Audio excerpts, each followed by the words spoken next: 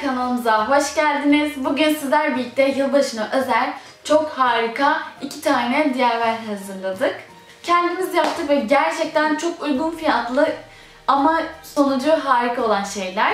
Yılbaşına eğer siz de evde geçirecekseniz yapacağımız şeyleri siz de yaparak daha eğlenceli hale getirebilirsiniz. Evet. Yılbaşı akşamı uyuyarak geçirmektense en azından bunları yaparak siz de böyle motive olmuş olabilirsiniz yeni yıla girerken. Hep aynısı oluyor değil mi? Aynen.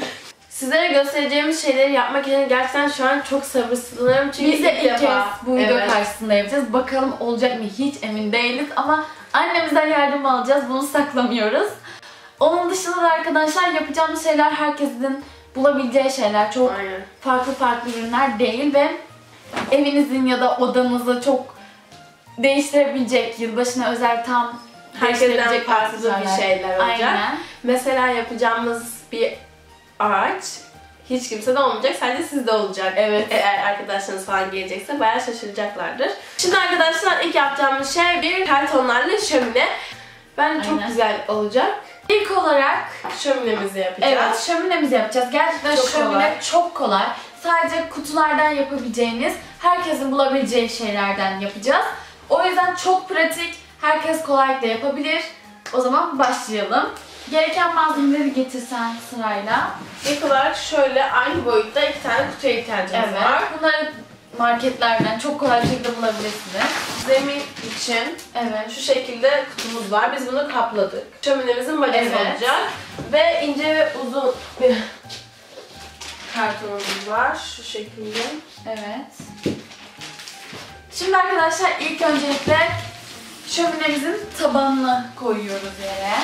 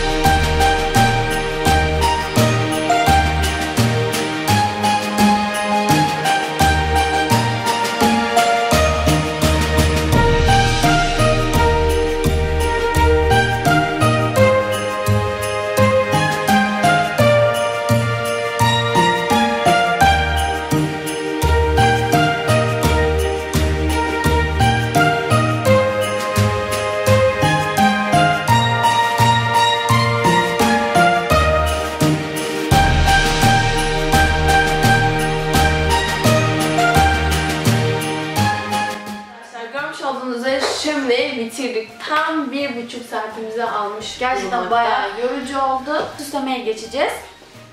Kaba taslak bu şekildeydi. Kolay görünüyormuş ama zormuş. Şu kağıtları kesip tuğla yapmak biraz uğraştırdı ama bence gayet şömineye benzedi. Şimdi süslemeye geçiyoruz. Şuna biz tam 1,5 saat uğraştık ve bizim emeğimizin karşılığını beğenerek videoyu Arkadaşlar şimdi bu kırmızı beze ateş yapacağız. Bunun içine de bu ledli ışıkları koyacağız. Arkadaşlar ateşimizi yaktık. Ateşimiz sönmeden odunlarımızı koyalım.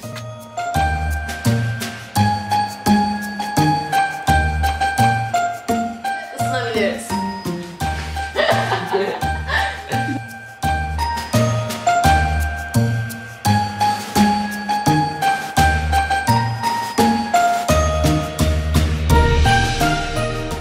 Şöminemizin son hali bu şekilde. Gerçekten çok uğraştık ve bence gayet beğenerek bizi destekleyebilirsiniz çünkü bayağı uğraştık buna.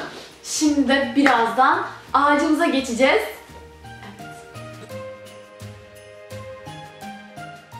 Şimdi yeni yıl ağacımıza geçtik. Kitaplarla yapacağız. O zaman başlayalım. Hep bütün kitapları taşıyacağım şu an.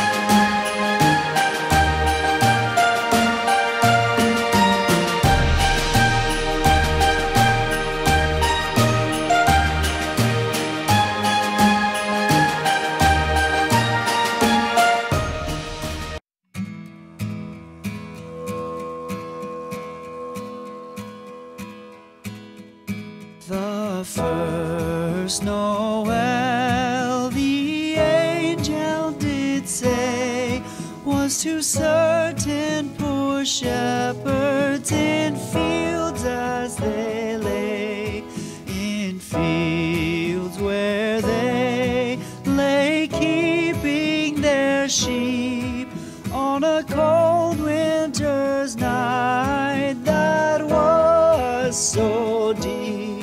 Noel, Noel, Noel, Noel, born is the King of Israel. They looked up and saw a star shining in the east, beyond them far. And to the earth it gave great light, and so it continued both day and night. Noel, Noel, Büyük olsun, sadece bu yıllar. Hay, mutlu yıllar.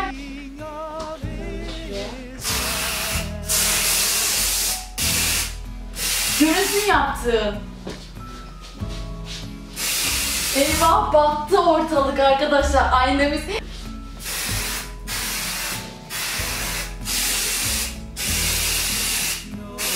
Hayır, yanlış yazdım.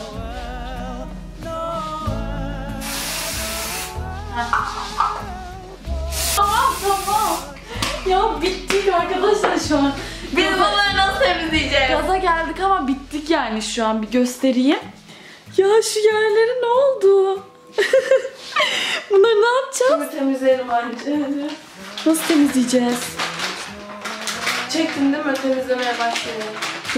Did say was to certain poor shepherds in fields as they lay, in fields where they lay keeping their sheep on a cold. Arkadaşlar sonunda kapanışı yaptığımıza şükrediyorum. Kaç saattir? 5 saat çekim yapmış olabiliriz. Çok ciddi söylüyorum ve kamerayı 2 kere şarj etmek durumunda kaldık. Evet. Sürekli bitti. Siz tabii ki de bunu bayağı kısaltılmış şekilde izliyorsunuz. Onun dışında da umarım yaptığımız DIY'leri beğenmişsinizdir. Gerçekten beğenmenizi çok isterim. Çünkü aşırı derecede yoruldum. Ve bu videoyu cumartesi günü yetiştirmem lazım. Ben de yoruldum. Bir de arkadaşlar şu spreyler kadar pis bir şey yok. Bunları temizlemeden canımız çıktı. Şu an hala temizlenmiş değil duvardan zaten. Onun dışında da arkadaşlar yaptığımız DIY'ler bu şekildeydi. Gayet yakından gösterdik. Siz de eğer yaptıysanız, yapacaksanız aşağıda yorumlarda belirtin. Bizle paylaşın. Hatta yaptıysanız direkt DM atabilirsiniz Instagram üzerinden. Çok mutlu oluruz. Her neyse arkadaşlar hepinizi çok seviyoruz. Farklı yeni videolarda görüşmek dileğiyle. Kendinize iyi bakın. Hoşça kalın. Bay bay. Abone olmayı unutmayın.